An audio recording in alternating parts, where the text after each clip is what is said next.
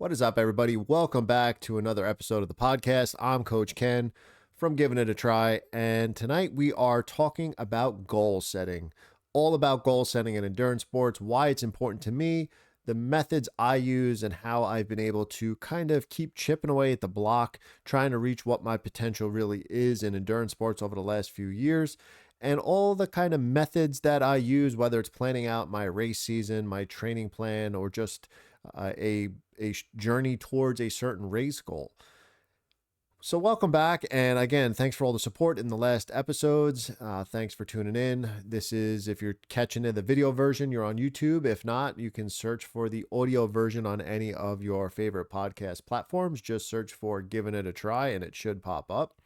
So, let's get into it here. Goal setting, and endurance sports. Goal setting in endurance sports is a critical process that can help athletes stay motivated, track progress, achieve long-term success. This is whether you're training for a marathon, triathlon, could be sprint distance, Ironman, doesn't matter, ultra marathons, a cycling event, anything along the lines of endurance sports. And the great part about all this is you're going to be able to take some of these methods and structure and apply them to other parts of your life. This is as well what I've done over the last few years with great success in just family, work, career, all those other aspects of life, and it will help you out inevitably. This will provide you with structure and a purpose, and that's the whole point of it. Is we want to have fun with endurance, right? This is, why you're listening in is because you're involved in endurance sports somehow, whether you're a coach or an athlete or just maybe looking to get into it. But inevitably, we want to progress. We want to return on all of the investment that we're making with our training and the sacrifice that we've spoken about in the past from one of our past episodes for this journey. So why not? It'd be foolish to not structure and set goals in a proper way year after year, season after season, race after race in order to get to the destination you're looking for, to progress a little bit, that you versus you running your race, figuring out what your true potential is in endurance sports. So this is going to break it down. We're going to talk about a few topics and then we'll wrap it up at the end with a kind of bringing it and summing it all up together. But when we talk about goals, people forget a few things with this. They think about goals. They just think, hey, I want to run a 4-hour marathon. I want to complete an Ironman. Like that's a goal. It is. It's an outcome. It's a something you're striving for. But there's so much along that way and process that we do need to talk about. And before we even talk about setting a goal, what it is that you actually want to do, there are some other things you need to think about. And this was recent, probably in the last year, I would say, when I heard these things. I definitely wrote them down and I've been thinking about them ever since. And it's nice to share them now with everybody else here. It's not just about goals. We're going to discuss how to define these goals and go about that. We can talk all day about the goal setting aspect, but there is some other stuff we need to talk about, and that's the anti-goals. And now you can probably say, what do you mean anti-goals? These are the things that you do that you could be currently doing that don't align with the vision of your goal. Now, what do I mean by that? If your goal is to complete an ultramarathon, a marathon, it doesn't matter what the event is, whatever the goal is that we're going to talk about, there are things you do in your life that are not going to align with that. And that's fine for certain things, good and bad. We talked about the sacrifice, right, in the last episode, and what that meant was there's things we might have to give up for this goal. And say you like to golf a lot, and that's something you do all year long, and now you want to step up into long course endurance, marathon, Ironman. It's going to start to take a lot more time and energy. So some of these things that you may have been doing, you may have to stop doing, at least for a certain time, in order to help the goal. This may be eating crappy. Your diet may be off, or you may have some type of vice that you like, maybe like drinking on weekends and stuff like that. You inevitably, these are things that are not going to support your goal and your vision of what you have, because this is going to be such a journey. Maybe you really like catching up on all those favorite episodes on Netflix and all the new seasons of your shows that come out. Well, you may have to shift some of that focus now into these hours and hours that you're going to have to put into training. And it's not a bad thing all the time that we have to change some of these things, but you have to be clear when you want to plan a season. So this is for the athlete that maybe just doesn't have a coach. They're in this journey, on their own. Write down what you want to accomplish this year. And we're going to talk about the goal process in a minute. But then while you're looking at what you'd like to accomplish, write down some of the things that you're doing right now that may get in the way of that. Certain things that inevitably just don't support that goal that you're doing right now. Maybe you play on a softball team at work a couple times a week. Is that going to help and support this journey that we're going to go on in this season of your life right now? And just try and comprehend what those things are, because it's better to think about these things well ahead of time before they come up or have conflicts and you have to make a decision on the spot on a direction you want to go. So just start thinking about these things. And the term anti-goal seems bad in a way, but it's just something you need to think about. And then as well, there should be another column that's going to be collateral damage during this. And what do I mean by like, oh my God, this is so much bad stuff we're talking about already. These are just things we have to put out there because if some of these things you don't want to limit, or when we talk about this collateral damage, you're not willing to kind of have this little bit of damage on the side in the interim during this season of your journey, then maybe that goal is not in line with everything else. And what is collateral damage? This is things during the process that will suffer or really take a back seat. And this is all about that sacrifice we spoke about.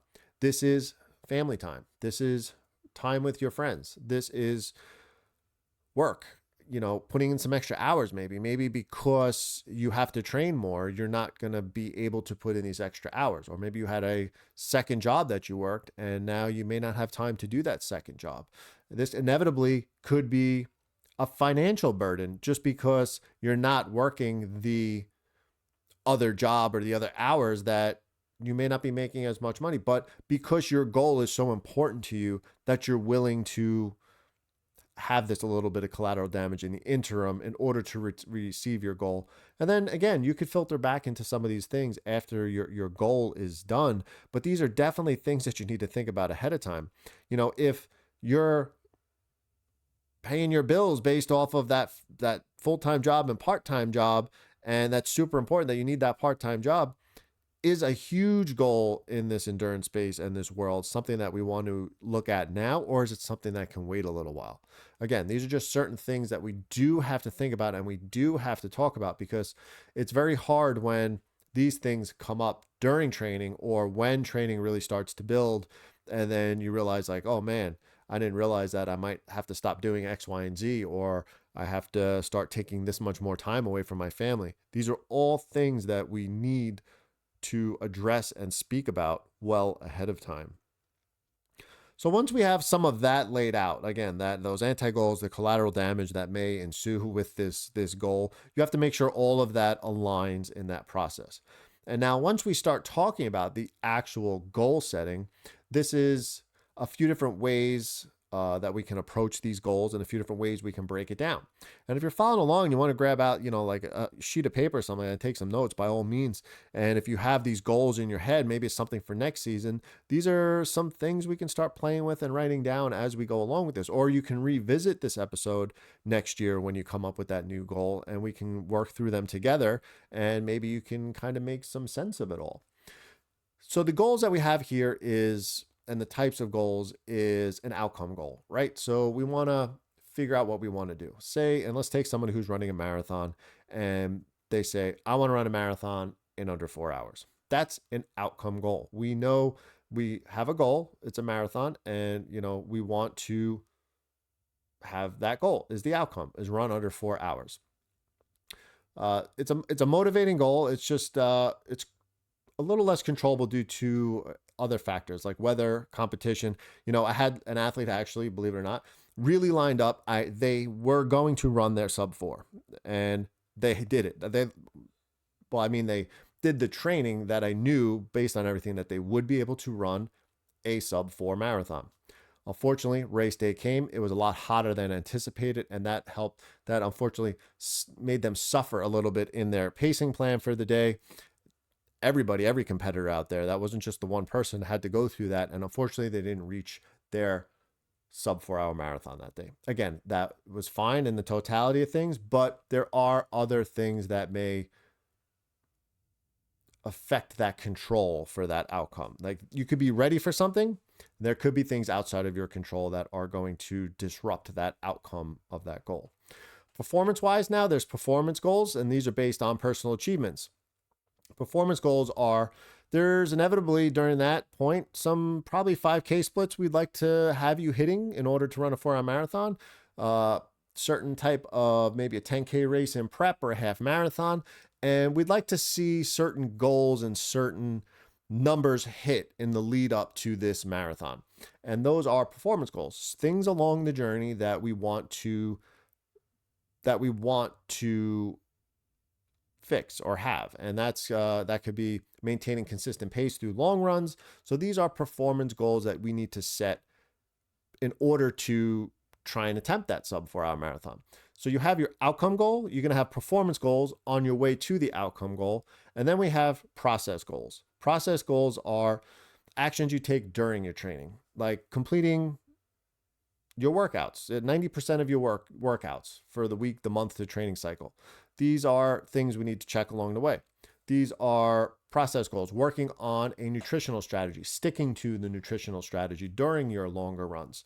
These are, mastering how you do your workouts. Like if you have interval workouts throughout, practicing even consistent pacing throughout your intervals and being able to learn and do those workouts properly, as opposed to maybe going out too fast during your first interval, kind of bonking towards the end of your interval workout.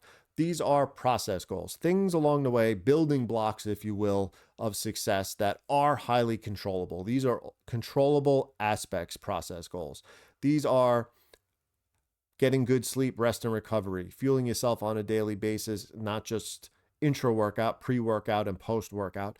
These are the controllables, like I like to say. These are things along the way that are going to support the performance goals that we need to hit in order to hit our outcome goals. And a strong approach now for all three of those would be somebody who says, I want to finish my first ultra. That's an outcome. Under 12 hours, performance-wise, by sticking to my fueling plan every 30 minutes, a process plan. This is how you put all three of those together in order to solidify that goal that we are talking about. And for myself, I tout this from the beginning with my coaching, is using the SMART framework. This is something that it's kind of hit definitely a lot mainstream lately. And this is something I've had on my coaching website since the inception of it all. And this is something I put out in my coaching philosophy to new athletes. And this is something very important when defining your goals and how you're going to get to the destination on these goals. And the SMART criteria is, and they all mean something, is a specific, measurable, achievable or attainable, relevant, and time bound. We're going to break those down real quick. A specific goal, and we're talking about what we want to do. Define exactly what it is that you want to do. I want to run a 50K. I want to get better at running. Whatever it is, I want to run a sub 4-hour marathon. Like, there has to be something specific that you want to do. Say, it could just be, I want to complete a marathon. And then we have to quantify it. And this is the measurable aspect of it. And this is how we're going to do that. This is what we're going to do. So if we're talking, say, like an Ironman athlete, and we want to hit a certain time, we may need to set some measurable outcomes along the way, where for the bike leg, we may say, I need to cycle 100 miles in under 6 hours in order to hit that goal. So that's something we need to measure during training. We have to measure what we're doing as far as distance, pace, and all those aspects of our training leading into race day, and that's our measurable aspect of it. And achievable or attainable, again, the goal has to be realistic. We can't just have somebody step up that's never, say, done and marathon's easiest to just talk about is they've never run a marathon before and they just want to say, I want to run a 3:15 marathon. It's like, timeout.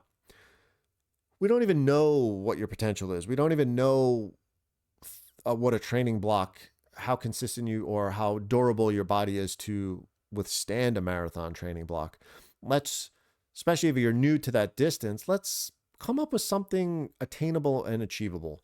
And again, it's not that we don't want to set these audacious goals, but we need to set a standard first. Something that's achievable is, you know, hey, let's see where your training's at now. Let's come up with a time that we think you should be able to get close to something pretty conservative. Set that standard and do it. It's achievable. It's attainable. It has to be realistic given your current fitness, time, resources, and all encompassing with that. It just has to be achievable.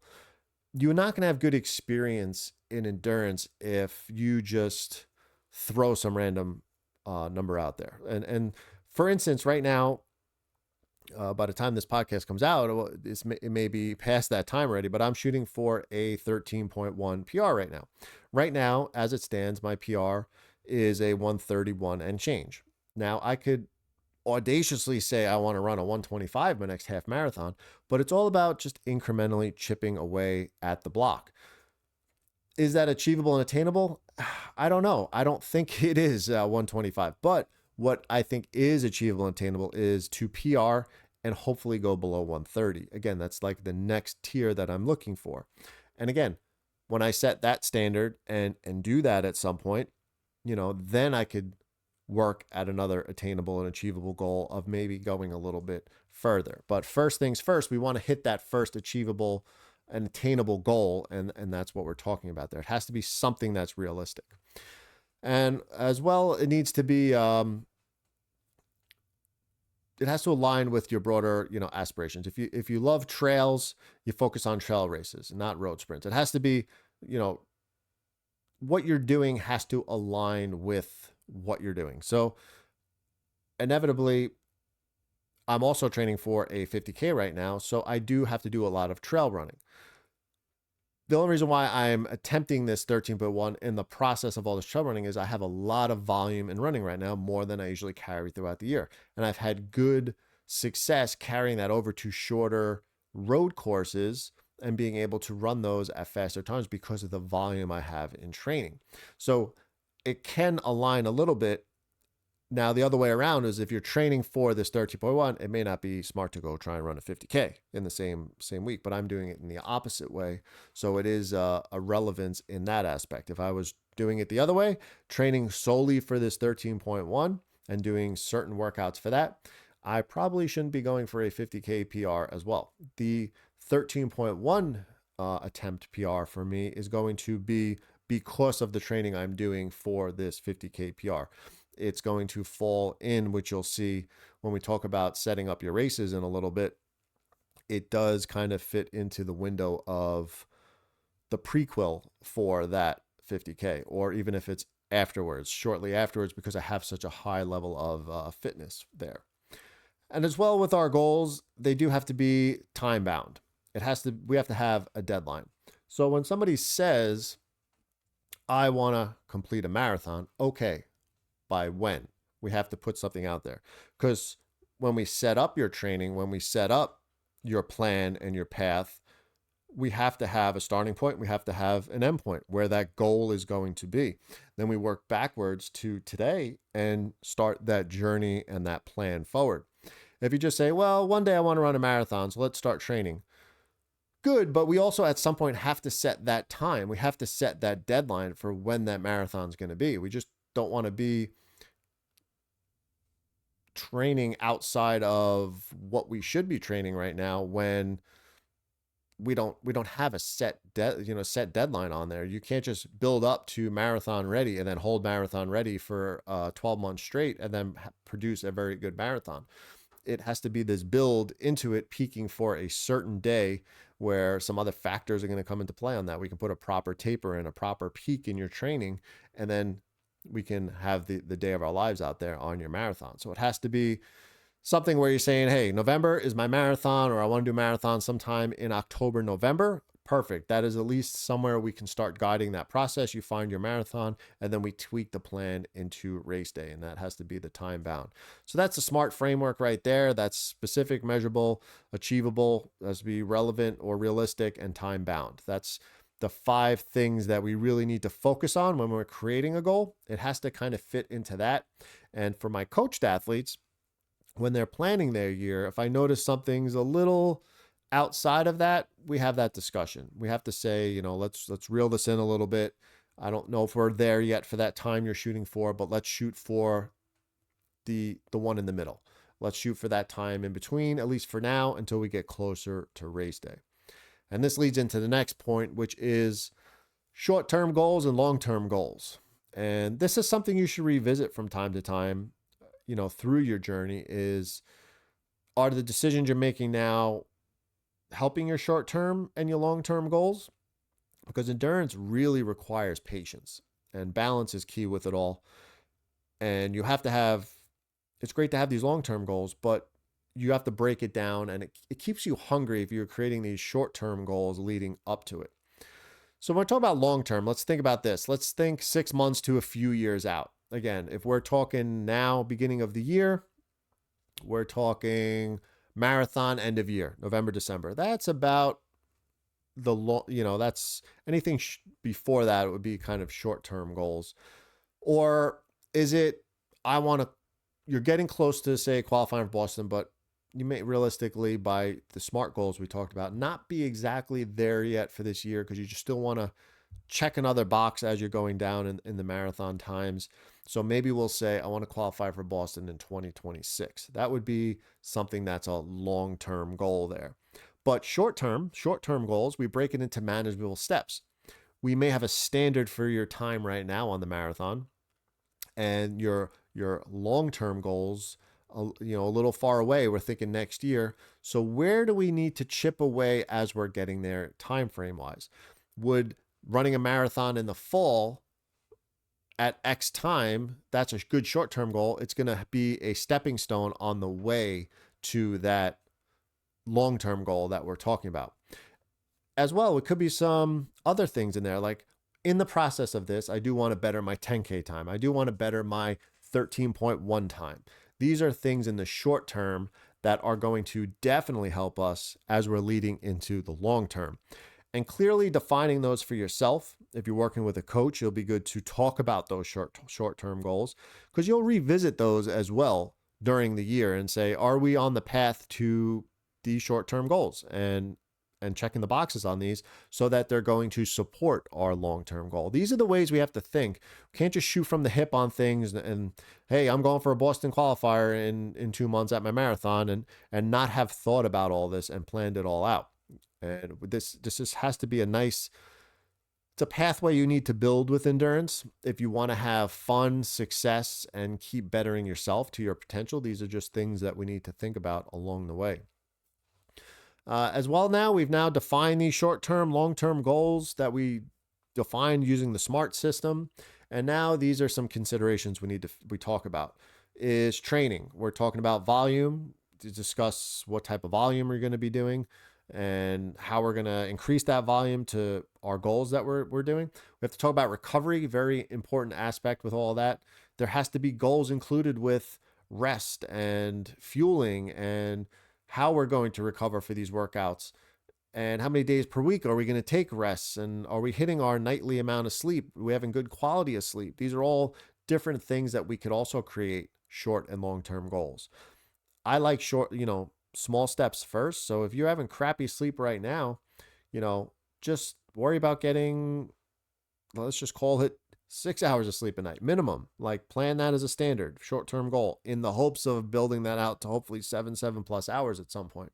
It's always good to just take the stairs with each goal, not just change everything in one full swoop and think that that's going to be a good idea. As well, some other considerations are just mental resilience, endurance events and training in and of itself just test your mind and your body in many multiple ways. You got to practice visualization with this and staying positive during tough training sessions.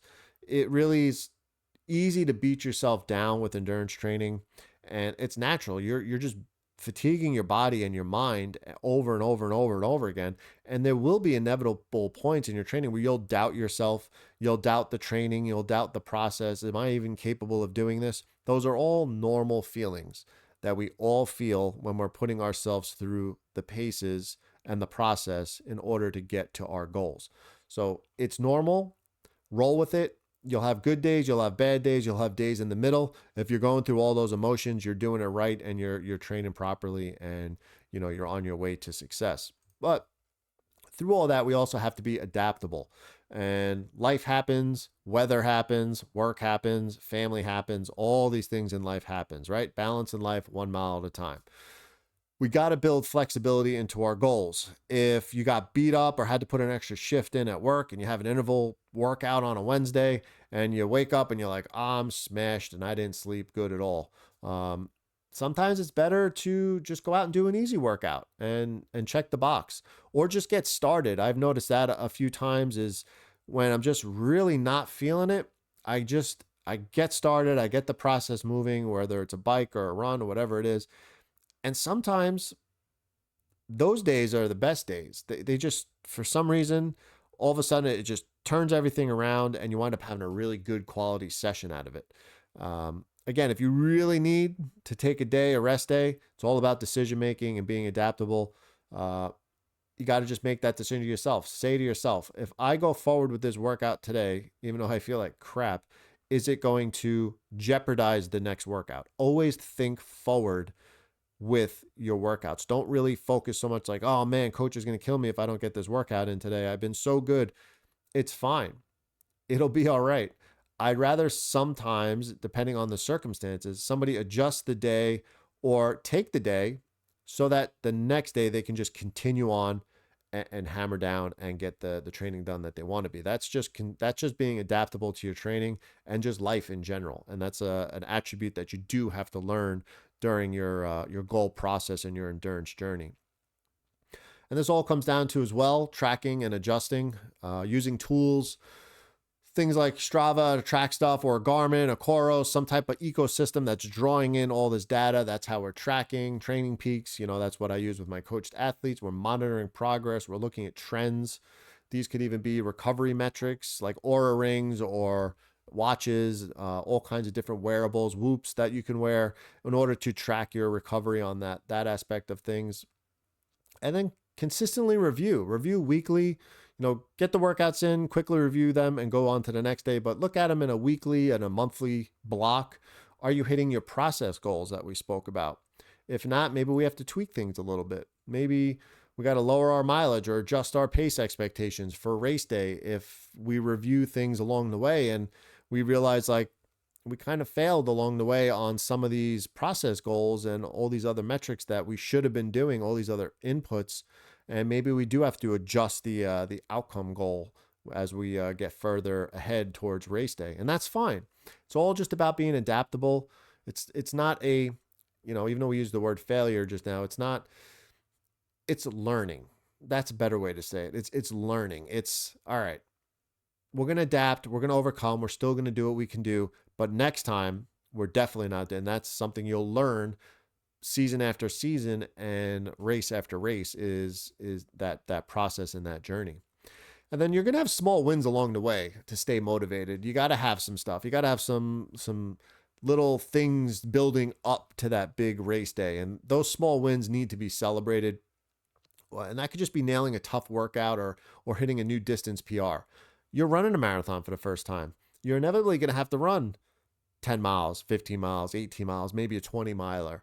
Like, celebrate the fact that you just did that. That's awesome. Like, anytime there's something that pops up in training, revel in that for a little bit, celebrate it. Don't let that moment define you. Let that help you push forward in your journey going forward. But celebrate. Just take that small win, smile, and realize that your hard work you're putting in, you're reaping some of the rewards from that. Now let's look at an example real quick. Let's say you're training for that first marathon. You got your outcome goal, right? Hey, I just want to finish the race. That's my goal. I just want to do a marathon. And then we have a performance goal based on some of the inputs that we've been doing with training as we're getting closer. think we're going to run this under 4:30. That's your performance goal. Let's talk about process goal. Our process goals along the way were we were running 4 days a week. We were hitting a 20-mile long run 3 weeks before, and we were practicing hydration, fueling every 5 miles. That was the process goal to hit that performance goal so we can have that outcome as we look up the ladder there. Inevitably, through all this, there's going to be so much decision making. And don't let that, scare you a little bit, but think about this. A few things that I speak about a few times I've spoken about this with athletes after marathons is the amount of decisions that we make out there on race day, especially during long course stuff, especially during like Ironman events, 70.3 and full distance, is the ability to make decisions while we're out there. And this is something we need to learn all throughout the process of training. Is you're going to be, how many times are you going to make the decision in your head? Am I going the right pace? Am I going too fast? Am I going too slow? Do I need to drink? Do I need a gel?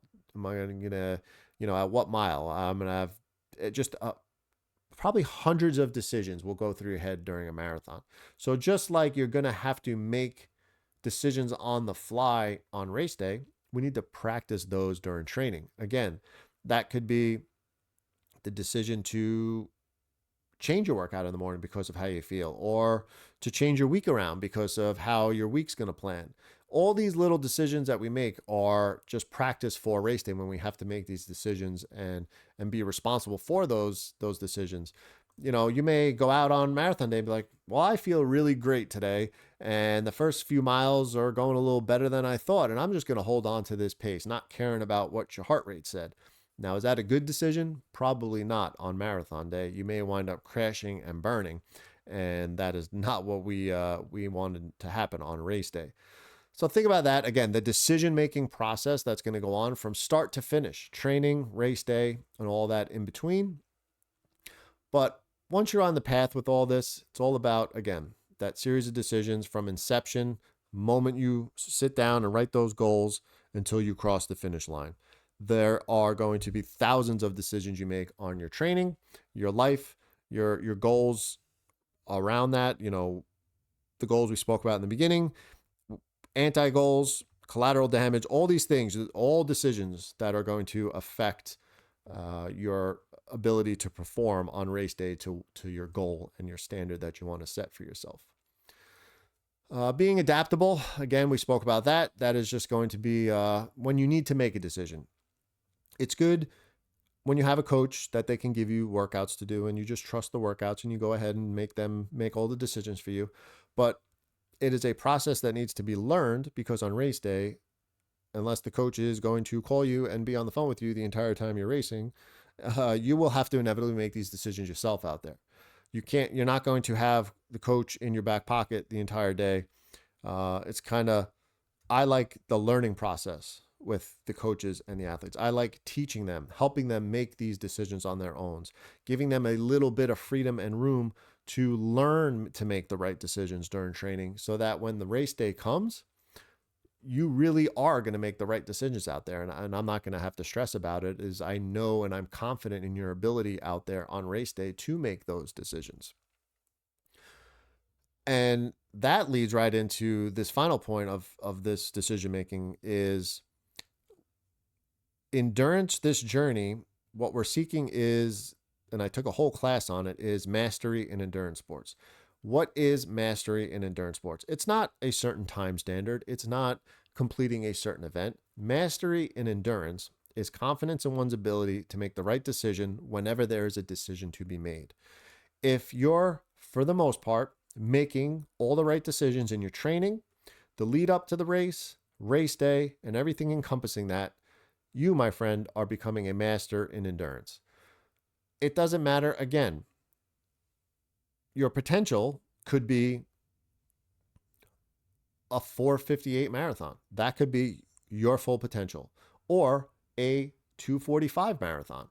Both athletes could reach mastery in endurance because they have the confidence in their ability to make the right decisions whenever there is a decision to be made. That right there is the inevitable goal of this whole process, is to be able to get to that point with training.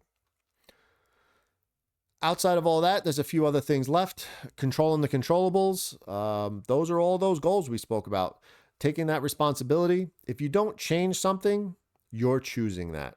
And what I mean by that is if you're not choosing or you're not changing the way you sleep, the way you eat, the way you fuel yourself, the way you're managing your stress in life, you're choosing that. You're choosing to not sleep well. You're choosing to eat crappy and change it. If you're not changing it, you're choosing it. So you can't dwell on something that if you're not willing to change it. That's taking responsibility in your journey and your path. For endurance here, planning is roadmap. You know, it's key. Racing itself, in and of itself, is actually disruptive to the training process, and that's a quick topic I want to talk about. All too often do I get athletes that have a big goal for the year, for a certain event, certain time goal, or we can really progress. We have a lot of time to work towards something, but they start then littering the calendar or the plan with things that aren't really aligning with what that goal is. They're just randomly shooting on all these other things because their friend wants to do this race. I want to go here and do this. I want to do this race. So it's not a smooth progression into race day. And let's take somebody who wants to run a marathon. You know, that's been kind of the theme today with what we're talking about here is somebody wants to run a marathon and they set all this up, they when, how, the time goal, all this other stuff, and they start littering their calendar with races. And now some of these races are falling into weeks where they were key marathon sessions, key long run sessions, and now they're going out and doing all these random races on a weekend that are disrupting, and they can't do their long run on any other day of the week because they have to go to work and they don't have the ability to get these long runs in. It starts to affect the overall training process for that goal. If planned appropriately along that marathon journey, yeah, we could run a 5K, a 10K, a 15K, half marathon, those types of races, if they're strategically placed along the plan when we're ready to test at those distances. But just randomly throwing in these races without planning accordingly becomes very disruptive to this training process that we have for this goal. So think about that as you're putting in these other races into your calendar. All too often, we're building for something and I'm excited about a block of training I just built for an athlete, and then they'll say, oh, by the way, I signed up for this race. And it's just kind of a race that now we need to take some days off prior or after because we kind of have to taper into the race, and it's ruining the structure and the build for that week or that block of training because it didn't really line up with what we wanted to do there. So just remember that in this whole process of your goal setting is not saying don't race, don't sign up for things. That's definitely we want the experience of the start line and the finish line, but they have to be planned out accordingly as the season goes on there. And some of the final things to talk about here is going to be vision and manifesting. What does that mean? And let's say, for me, vision boards are great. Every year for the last few years, I've mentioned this a few times before, is I have vision board down in the gym. I put up there this year, it says 2025 goals. I print out January with a line all the way down to December with a line, and I write in where my races and everything fits for the year. So if I am training for a marathon at a certain point in the year, I'm going to say, and we've defined it. Say that person wants to run a sub 4 hour marathon. We're going to put November, sub 4 hour marathon. Maybe leading into that in August or September, we have a half marathon we're shooting for, and we're going to put that on there as well. Print out some pictures or things that remind you of what you want to do. If it's Chicago Marathon, New York City Marathon, Berlin, whatever it is, print out like the logo, put it on the board as well next to it. If it's 50K, print out a 50K logo, put it on the wall there. Just so you can kind of visualize every time you're going to get dressed or get your training gear out, you're just visualizing, you're understanding why you're doing what you're doing today for what's on that board. And that's something very important. That's visualization. The first part of visualization is to see what your goal is and to continually see what that goal is. And then as well, we have to start manifesting it. You have to start believing in yourself. You have to start believing in the process. You have to start visualizing that race. Sometimes when I do these big races and big events, also on that board, what I'll do, and I'll just take this for an example, is the first time I ran 50K, I printed out an elevation profile of that 50K and I put it on the board there as well. And I started making notes over time. I started writing where the aid stations were, seeing where the hard sections were. Okay, from mile 10 to 15, there's a climb, and that's going to be one of the harder sections. And I'll just keep kind of looking at that over and over again, adding some notes. And what happened was I started to start visualizing myself. And as I started doing more course research, visualizing myself running the race, visualizing myself at the aid stations, visualizing what I'm going to eat at what point, started writing down some fueling notes. So by the time that big A race comes along, one of these new A goals that I haven't done yet, or a new course or a new distance, I've inside my head run this race so many times before. I've start to finish visualized myself going through these aid stations, taking everything. So by the time that race day comes, it's almost like you've been here before. You've done this before. It's a lot easier that way than saying, yeah, I'm going to do this 50K or marathon. I'll just train up for it and show up. And then you don't even know where the hills are that day. And then you're just getting beat up left and right. You don't know where the aid stations are on this ultra marathon because you didn't do your research and didn't visualize everything along the way there. And then you just got to start manifesting you as an athlete in this journey. And it's very easy to get bummed down sometimes, or you have a bad run, or you feel like crap at some point during your training. The negative self talk is very destructive to this process. When you start to believe that you can't do it, the mind and the body are they will follow what you're visualizing. If you think that when you're signing up for your first 70.3 that, man, I don't think I don't even know if I'll ever make it out of the swim. If you start visualizing and worrying about that, chances are you might not make it out of the swim. Even if it's borderline in that cutoff, you need to just visualize to yourself like, I got this. I've done it during training. I've checked the box. I'm going to be good. I'm going to trust my training. You just need to visualize the entire process. You need to manifest from start to finish a successful day. Again, so by the time that you step foot on that start line, you will have already felt like you have done that race. And this is simply just a victory lap. And this is just checking the box of every thought you've had along the way. So when you get out of that swim, you're like, done, I got it. I visualized myself here going into transition. I've already visualized everything I'm going to do in transition multiple times. And you're just checking the box. Even out on the bike course on a triathlon, your fueling strategy, it's already been visualized. It's already been thought of. You knew that you were going to be able to take everything in that you were going to take in. You're just checking the boxes. And then you get to that run. Same thing. You knew what your paces were probably going to be. You knew how you were going to feel. As long as I'm fueled from the bike, I'm going to be good on this run. Now, as you get close to that finish line, it just all comes together. You're enjoying that victory lap of all of this stuff we spoke about. When you can confidently at least show up on the start line, but when you can, as you're getting to the finish line, be like, I'm here because I did all of the things that I told myself I was going to do. It just doesn't become, it's not a surprise. It's like, here we are, 1 mile away from the finish line. This is exactly how I thought it was going to go because I built this vision, this journey, and all these goals from start to finish. I put in all the processes I needed to put in place. I controlled everything I could control up to this point. And here we are, checking the box, getting it done. And this is one reason why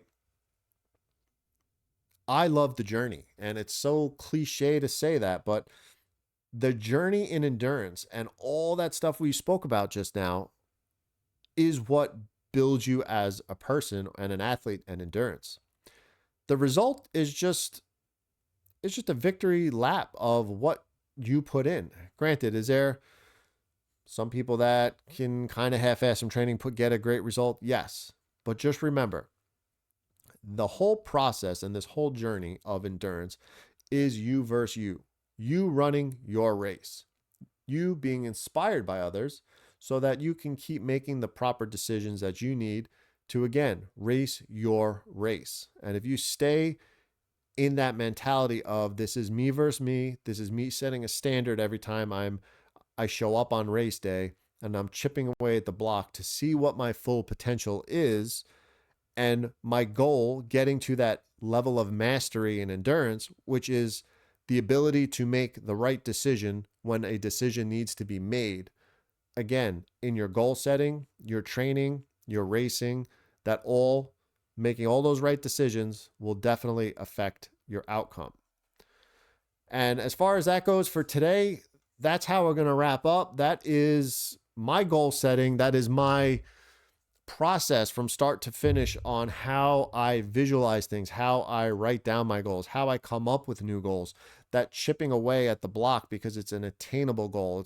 I'm measuring my goal. It's realistic. I put time bound limits on it. I want to do it at this race. That's how I inevitably just keep clicking away and seeing where I can finally reach my true potential in endurance sports. So thanks for tuning in today. Again, this was all about goal setting. Thanks for tuning in here.